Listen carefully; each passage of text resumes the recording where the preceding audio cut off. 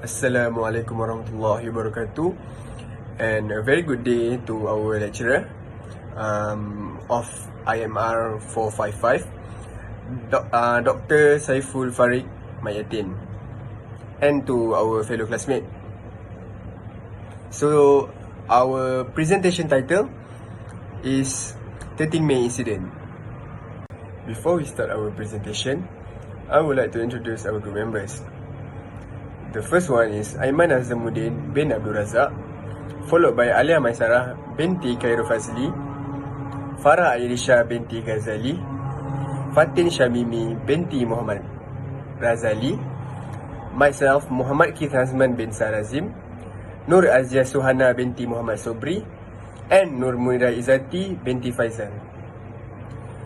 So, I would like to pass the floor to Aiman Azamuddin, who will explain to you about explanatory notes. Hi, my name is Aiman Azamuddin bin Abdul Razak. So first of all, before we go through in our content in this presentation, I will talk about the explanatory notes. Okay, so online finding aid is a specific record group, collection or series of archival resources that can all be found using finding aids as a user's guide. Published and unpublished inventories, container and folder lists, card catalogs, calendars, indexes, registers, and institutional guides are a few examples of finding aids. So, finding aids also include official publications that direct readers to details about a record group, collection, or group of archival items. We have found that OFA also keeps records and information about Malayan Union, where we know the May 13 incidents. Now, for this topic, we will discuss about history, during event, after event, ceremonies, and notable individuals during Malayan Union phase will be shared and discussed in the paper.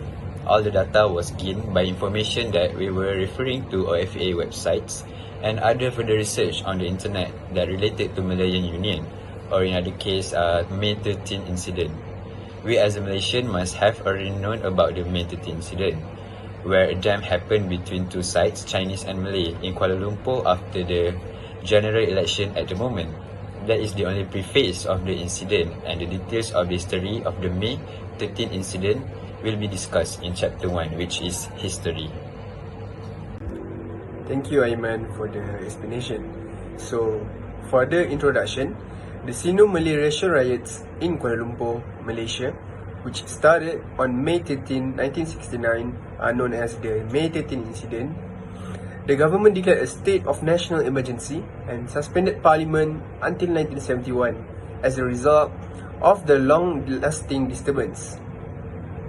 On May 13, UMNO youth members gathered in Kuala Lumpur at Datuk Harun bin Haji Idris residence in order to urge that a victory celebration be held at the national level as well.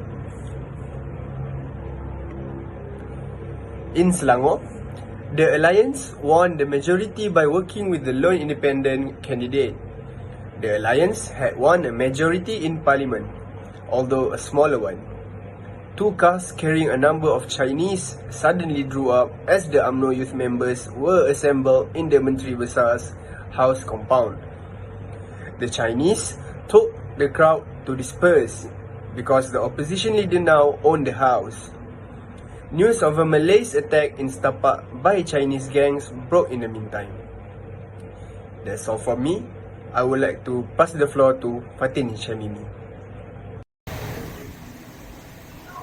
Thank you.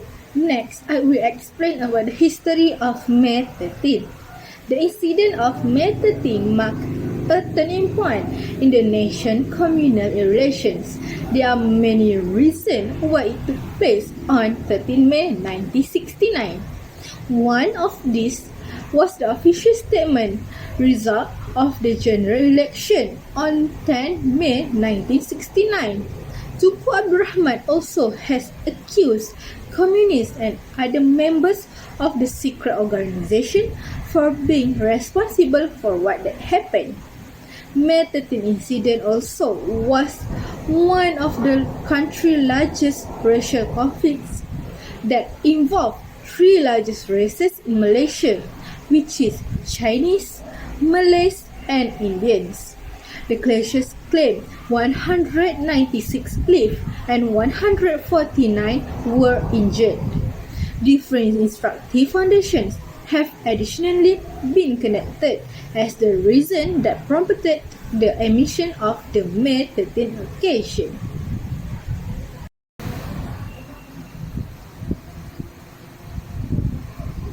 Before Malaysia had a national school system, there were four distinct flows of training to be specific: English, Malay, Chinese, and Indian, which took different learning perspectives, which caused irregularity in language, character, and understanding. This has prompted the development of different issues that adversely affected racial arrangement in Malaysia. Also, there was a horrible response from the Chinese when they likewise presented an application to lay out the Merdeka University.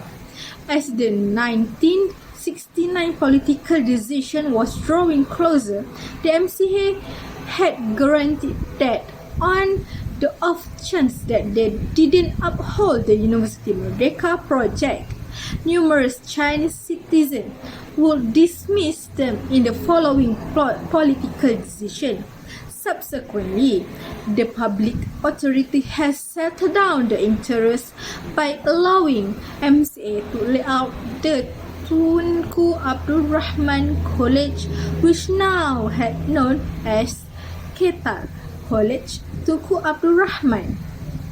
Next, I will pass to the next presenter. Thank you, Fatin Mimi. Now, I'm going to present about the chapter 2 during the event. But first of all, my name is Farik.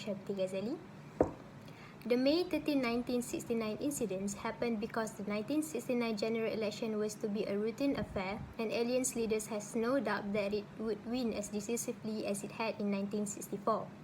And also because of the Alliance brag that it could definitely win more than 2/3 of the 144 Dewan Rakyat seats, or roughly 2/3 of the 104 Peninsular Malaysia seats, capture Kelantan, and maintain control of all other states' legislatures.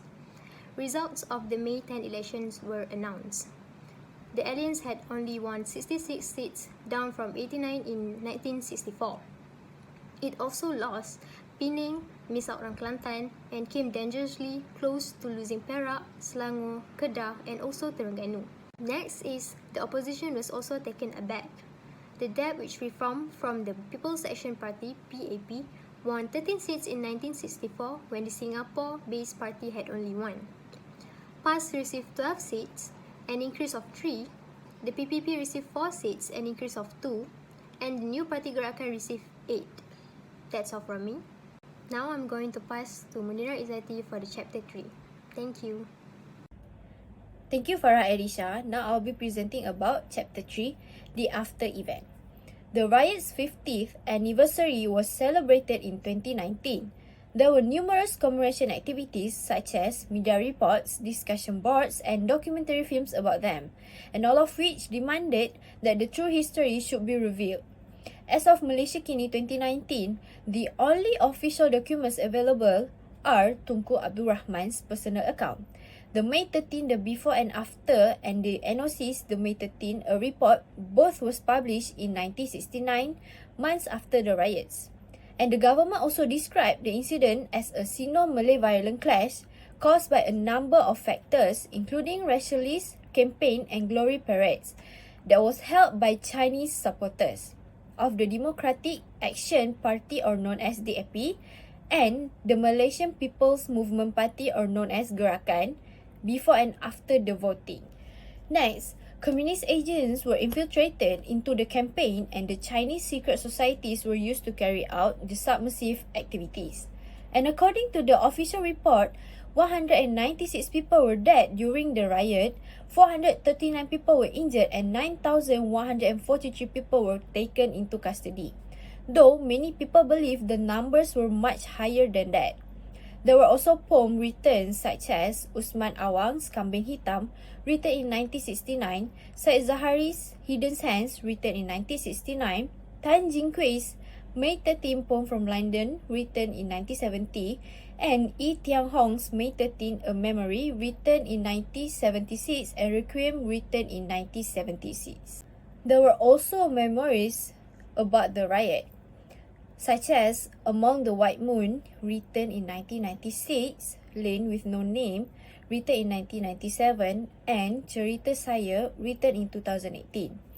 There are also short stories and novels that were written about the tragedy, such as Shahnan Ahmad's All, written in 1970, Ding Yun's Wei Jiang, written in 1982, Beth Yap's in 1969, written in 1991, Loy Fernando's Green is the Color, written in 1993, and Shirley G. Lim's Jaws and Gold, written in 2001. Now I'll pass to the next presenter to explain more about the tragedy. Chapter 4 Ceremonies about Tragedy 13 May 1969, a black day in May for Malaysia. First, constant tensions simmer between the native Malay population and the more economically powerful Chinese population. Next, on May 13, the day of the procession, fist fight broke out between a group of Malays and Chinese bystanders who taunted them. The Malays burned cars and shops, killed the looted in the Chinese areas. The violence quickly spread throughout the city. Over the next few days, hundreds of people were killed. The government casualty figures were never harnessed. We knew that from the reverse report we were receiving. The Malay regiment had not been trained in restoring order in the street. Government leaders were convinced that the Malay community would not continue to accept the situation in which the Chinese community heavily dominated the economic life of the country and held most of its wealth. Chapter 5 Notable individual. A prominent Malay politician, Shahrizad Abdul Jalil, at her party's General Assembly warned that the May 13 tragedy might be repeated should UMNO become weak and unable to overcome its challenges. Next, another Malay politician, Jamal Yunus, well known for his antics and controversial public behavior, announced in his Facebook, "I vow that the May 13 tragedy will be repeated and Parang we fly if Bersih 5 is held at the same time, date and place."